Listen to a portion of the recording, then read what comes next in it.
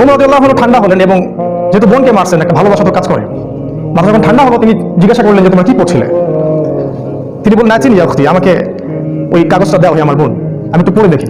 প্রথমে তিনি দিতে চান নাই, পরে তার ভগ্নিপতি বললেন, তার স্বামী তাকে বললেন যে ইশারা করলেন তাকে দেও, কারণ তারা জানতেন ওমর রাদিয়াল্লাহু আনহু একজন স্বচ্ছ মনের মানুষ ছিলেন, মানে হয় হকের পক্ষে নাহলে বাতিলের পক্ষে, মন একদম ফ্রেশ, ভিতরে কোনো প্যাচ নাই, মানে আমাদের মতো না কিন্তু, মানে কিছু কিছু হকে আবার কিছু কিছু বাতিলে, দেখেন না সুবিধা খোঁজে, আজকে যদি অনুকূল থাকে তাইলে প্রতিকূল থাকলে নাই, এই টাইপের ছিলেন, একদম স্ট্রেট ফরওয়ার্ড, যে আমি হয় এদিকে আছি না ওদিকে। এবার ওমর রাদিয়াল্লাহু আনহু সেই ওই চিরকুটটা পড়া শুরু করলেন, সেখানে সূরা তাহা লেখা ছিল, এবং বলে রাখি ওই সময় আরবে মেবি আমি একটু ভুল হতে পারি, 16 থেকে 17 জন পড়াশোনা করতে পারতেন, 16 থেকে 17 জন লেখাপড়া করতে পারতেন, বাকিরা লেখাপড়া করতে জানতেন না। ইভেন আমাদের নবী সাল্লাল্লাহু আলাইহি ওয়াসাল্লামও লিখতে পড়তে জানতেন না, ওমর রাদিয়াল্লাহু আনহু পড়তে জানতেন।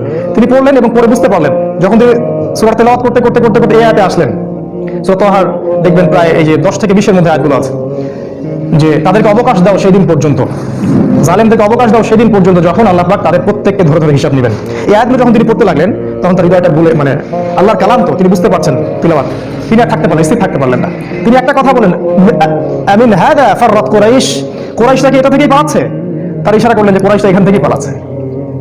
তিনি চোখ দিয়ে দরদর করে পানি পড়তে লাগলেন, তিনি বললেন খুজুনি ইলা রাসূলিল্লাহি ওয়া আসহাবিহি, আমাকে আল্লাহর রাসূল এবং তার সাহাবীদের কাছে নিয়ে চলো, আযহাবু ইলাইহি ওয়া আসলিমু, আমি তার কাছে যাবো এবং ইসলাম কবুল করব।